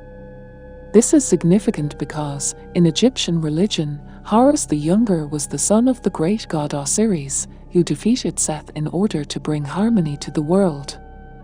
As harmonious balance was an important value to the ancient Egyptians, it seems strange that a king would decide to align himself with the forces associated with chaos. Maybe it was a reflection of the state of chaos and unrest in Egypt at the time. Egyptologists are of the view that because Par-Ibsen chose the deity Seth as his new throne patron, and Seth is a deity of Thinite origin, Par-Ibsen must have been a chieftain from Thynis or a prince of the Thinite royal house. Which would explain Per-Ibsen's choice. Also, as archaeological evidence of Par-Ibsen has only been found in Upper Egypt, and his name does not appear anywhere in Lower Egyptian records surviving from that time, there is a theory that he did not rule over all of Egypt, only the Thinite throne of Upper Egypt, and chose to change his name to align with Seth for political and religious reasons, to deliberately distance himself from the Horus cult and the other rulers who held the Memphite throne of Lower Egypt. Whatever the exact reason may have been for the division of Egypt, there is strong archaeological evidence that Per-Ibsen ruled only in Upper Egypt, and because he only ruled in Upper Egypt, the administrative titles of scribes, seal-bearers, and overseers had to be adjusted to the new political situation. For example, titles like Sealer of the King were changed to Sealer of the King of Upper Egypt. His new royal residence, called the Protection of Nubti, an ancient Egyptian name of Nakarder, was founded near Komombo, and his realm extended to the Isle of Elephantine, where inscriptions of his Ser-Ek were discovered on vessels made of alabaster, sandstone, porphyry, and black schist, where he founded a new administrative center called the White House of Treasury. We shall see what we can find when we visit Elephantine Island in an upcoming episode. Although the details of Par-Ibsen's life remain obscure and the duration of his reign is unknown, he is considered to have been a good king in that trade, the economy, religious practice, and the arts all flourished under his reign. Per-Ibsen was buried at the Royal Cemetery at Kharb near Abydos, the architectural outlines of his mastaba tomb being similar to that of the residential palace of the king. Maybe because it was a palace. The tomb, of ordinary construction, measures 16 meters by 13 meters and comprises 3 independent structures nested into one another. Quite different to the other tombs in the necropolis, in the center, and erected as a separate structure, is the main burial chamber, measuring 7.3 meters by 2.9 meters, made of mud bricks, reed and wood. On the north, east and west sides, the burial chamber is surrounded by 9 small storage rooms leading into one another, while on the south side is a long antechamber, which was once divided by a doorway into 2 sections. Between this ensemble and the outer wall is a surrounding passageway. It was here that the first complete sentence written in ancient Egypt was found, on a clay seal dating between 2890 to 2670 BC. It reads, "The Golden One, he of Ombos, hath unified and handed over the 2 realms to his son, the king of Lower and Upper Egypt, Peribsen."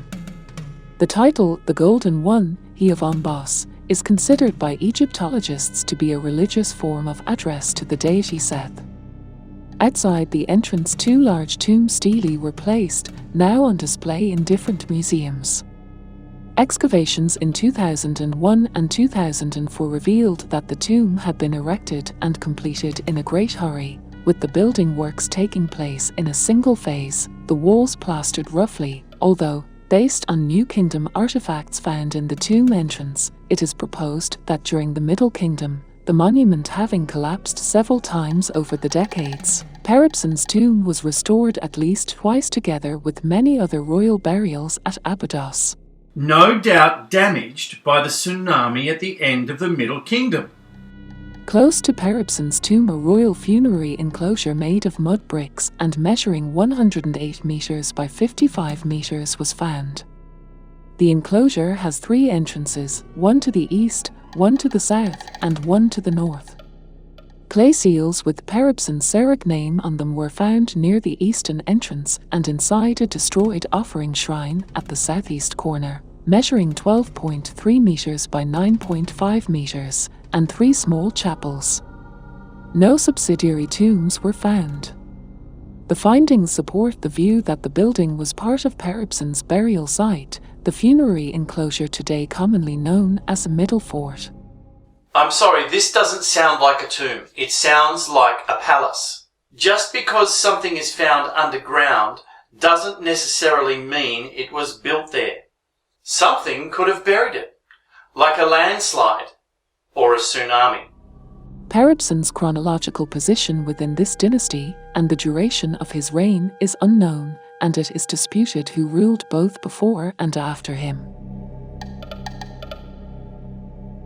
The next king on the list is Sekhem ibn Per-en-Mert, although some Egyptologists believe that Per-Ibsen and Sekhem ibn Per-en-Mert were one and the same king, others, that Sekhem ibn was a different ruler to Per-Ibsen, pointing to clay seals that were found at the entrance area of Peribsen's tomb that never show Per-Ibsen and Sekhem ibn's names together in one inscription, but that they could have been related. One thing is certain, Sekhem ibn's tomb has not yet been discovered. That doesn't mean it doesn't exist, or that Sekhem ibn didn't exist. He may just have had a short stint on the throne, and he may not have been the only one. Stone vessel inscriptions found in the galleries under the step pyramid at Saqqara mention kings such as Nubnerfer, Horus Bar, Horus Bird, and Zer, but each of these kings is mentioned only a few times, which makes Egyptologists think that they did not reign for very long. They never appear anywhere else but at Saqqara, and the number of objects surviving from their lifetimes is very limited. As for Neferkar-Ra, Neferkasokar, and Hudjerfer I, there is no archaeological evidence for these kings and almost no other information to verify their existence. But if they did rule, it was probably only in Lower Egypt, and probably only for a short time.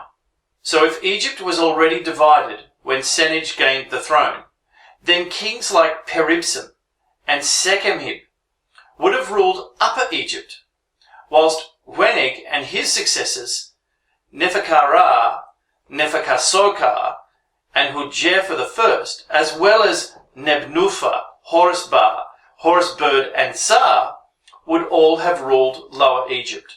Surely it's that simple. No? Okay, let's move on.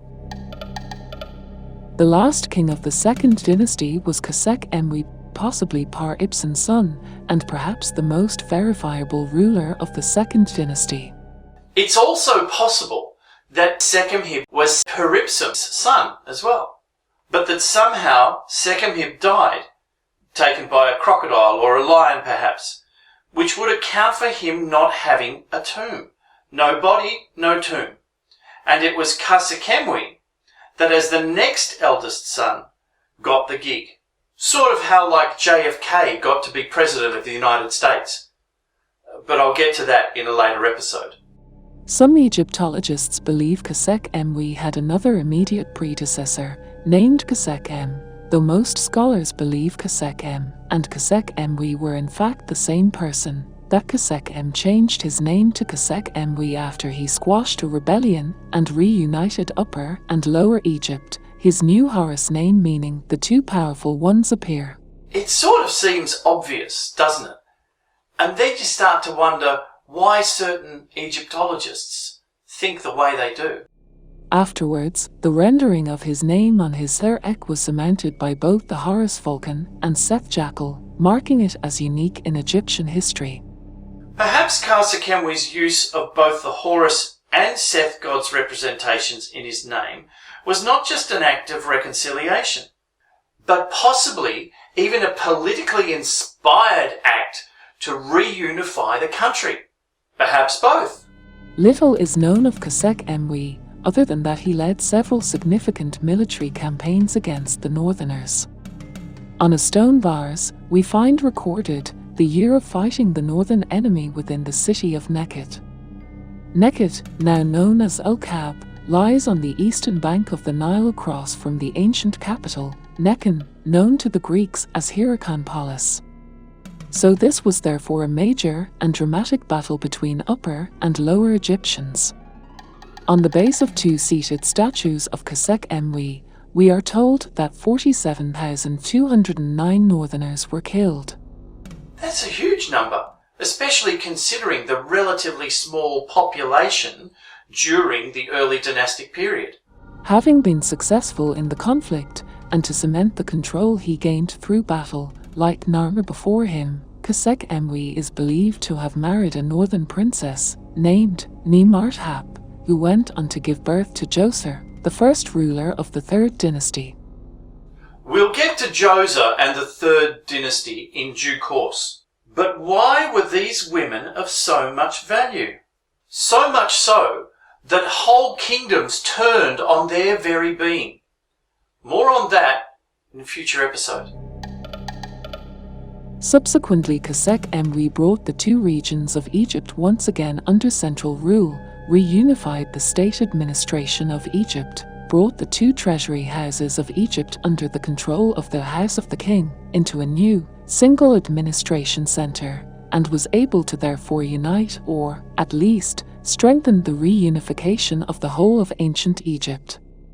With this stability, Khosek-Emwy undertook considerable building projects upon the reunification of Egypt, building in stone at El-Kab, Hierakonpolis, and Abydos.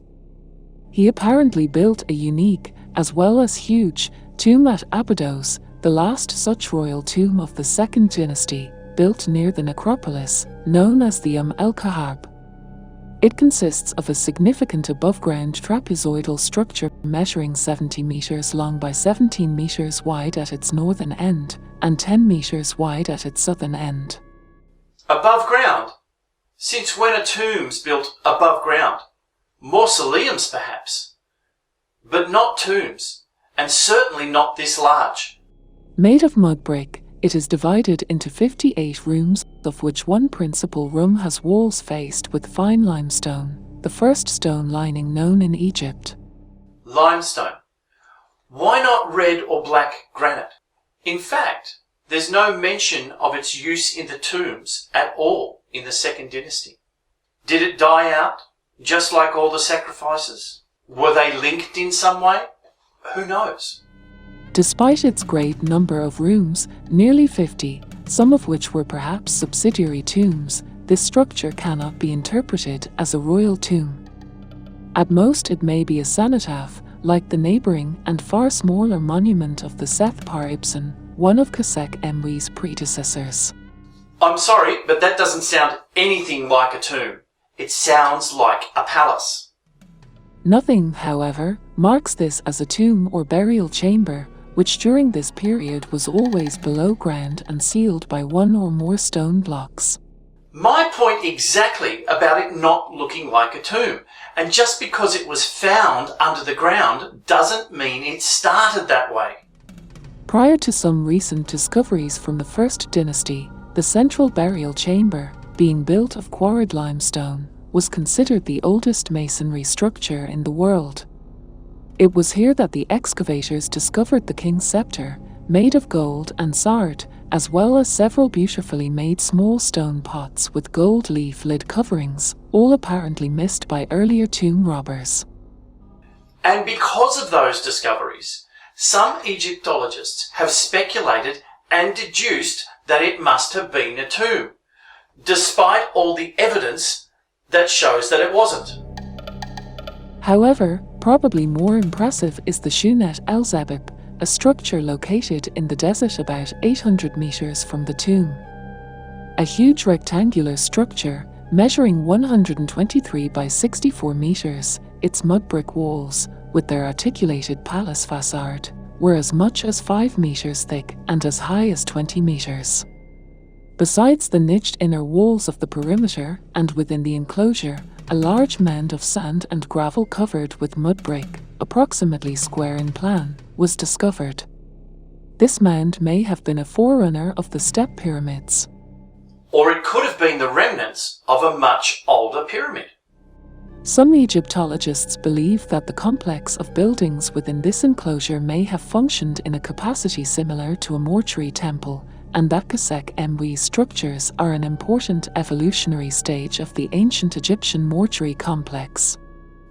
Right, so the ancient Egyptians built no palaces of stone, no residential buildings of stone, no administrative buildings of stone to run the whole country from, but they did build massive tombs and mortuary complexes to lie in once they were dead. Do you see the problem here with the thinking of some, if not all, of the Egyptologists? They seem to only look at what's there, with blinkered vision and beliefs, not at what's not there, that should be there. The evidence does not make sense the way they are telling us. I've said it before, and I'm going to say it again. Just because it was discovered underground doesn't mean that it was built under the ground or that it's a tomb.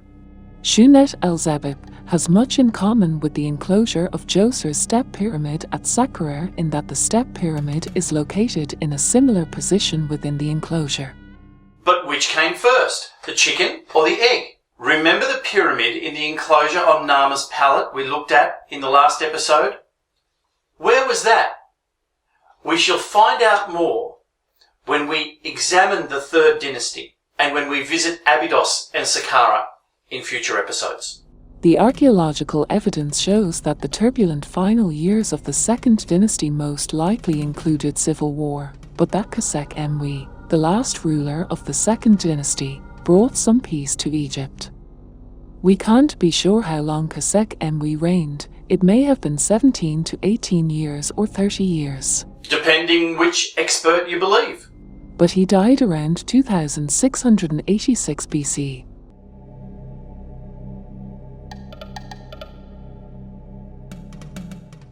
So what can we deduce from all of that? One thing is certain. The evidence from around 3000 BC, from the early dynastic period of the First Dynasty and the Second Dynasty, is sketchy at best. Who really was Menes? Nama? Was he a giant, a god, a hybrid of an alien race? And then there's the big question of the use of granite. Red granite in particular. How did they quarry it? How did they cut it, shape it? How did they transport it? Were they pieces left over from an earlier civilization, one that had advanced techniques? I don't believe it was stone balls and wood wedges. What was the significance of the eruption of Thera? Why were there so many sacrificial burials? That's if they were sacrificial. Is there any significance to Richard Muller's Death Star theory? Lots of fighting, north versus south, infighting. Is there something in the mechanics of earthquakes and sound waves, and is that how the stone was quarried? What about the evidence on Sehel and Elephantine Islands? Layers deep. We've just scratched the surface all over Egypt. Is there more awaiting under the sands of the desert? I'm not sure that what we're being told about the history of Egypt is the true history of Egypt. Certainly not the complete history of Egypt. Because what we've been told doesn't make sense when you compare it directly to the evidence. Perhaps we'll find answers in the next episode, when we explore the third dynasty of the Old Kingdom and the supposed origins of the building of the pyramids.